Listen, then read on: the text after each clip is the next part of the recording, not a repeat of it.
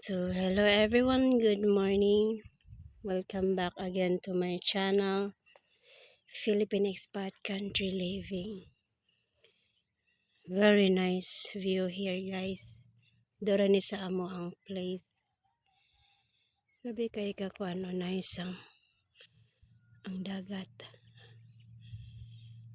So, muna siya ang overlooking sa Cebu. So, makita po natin diri ang mga mountains. Grabe kay ka nice. Then, nakuy-kuyog diri. Si Erica. Kamera nag-solo-solo diri. So, grabe ka worth it kay diri. Stress reliever.